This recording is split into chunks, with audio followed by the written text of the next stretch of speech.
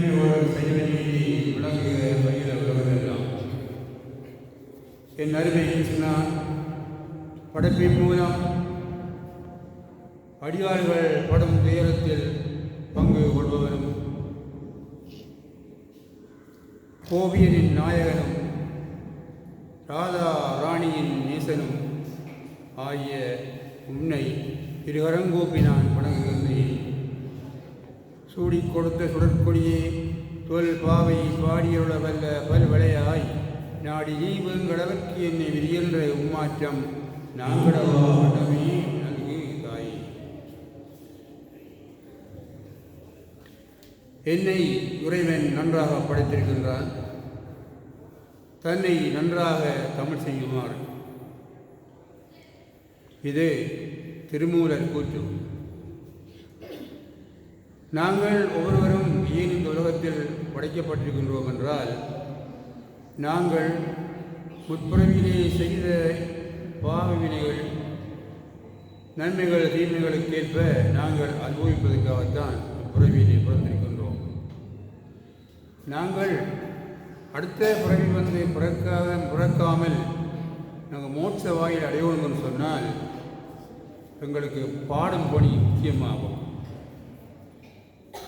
பாடும் பணி என்று சொன்னால் பாட்டை பண்ணோடு எமது மனம் வாக்கு காயம் என்ற அடக்கி இறைவனை ஒருவடி நின்று பாடுவதாகும். காதலாகி கசிந்து கண்ணீர் மல்கி ஒரு வார்தமை நன்னரை குவிப்பது வேதம் நாங்கினும் மெப்பொருளாவது என்று சொல்லி சம்பந்தமூர்த்தி நாயனார் அவர்கள் இந்த பாடும்படி சிறப்பாக கூறுகின்றார். அதேபோல தமிழோடு இசைப்பாடல் மறந்தறியேன் என்று சுந்தரமூர்த்தி சுவாமிகளும் இந்த பாடும்படி சிறப்பாக கூறுகின்றார். அதேபோல பாடும் பணி செய்து கிடப்பதே எனது கடமை என்று அருணகிரிநாதரும் விலகுக்கு எடுத்து கூறுகின்றார். எனவே நமது ஆலயத்திலே பிரம்ம முகூர்த்தமான இம்முகூர்த்தத்திலே, அதாவது பிரம்ம முகூர்த்தம் என்று சொன்னால் தேவர்கள் முனிவர்கள் எல்லாம் வந்து இறைவனை வழங்குகின்ற ஒரு அற்புதமான நேரமாகும்.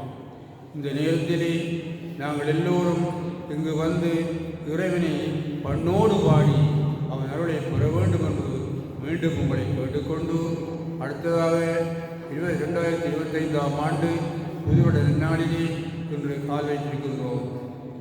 இந்த நன்னாளிலே பந்தார்மூலை திருப்பதியிலே மகாலட்சுமி பூலட்சுமி உடனுடைய திரு மகாவிஷ்ணுவின் பாதத்தை பணிந்து உங்களுக்கு நல்வாழ்த்துக்களை சொல்ல விரும்புகின்றேன். பந்தார்மூலை வாழ் பொதுமக்கள் மட்டுமல்லாது உலகம் வாழ் தமிழ் மக்கள் அனைவரும் நோயொடி இல்லாமலும் கல்வி செல்வம் அத்தனையும் சுரந்து விளங்க வாழ வேண்டும் என்று சொல்லி எம்பெருமான் ஆசீர்வதிக்க வேண்டும் என்று சொல்லியும் நான் வாழ்த்துகின்றேன். நன்றி, வணக்கம்.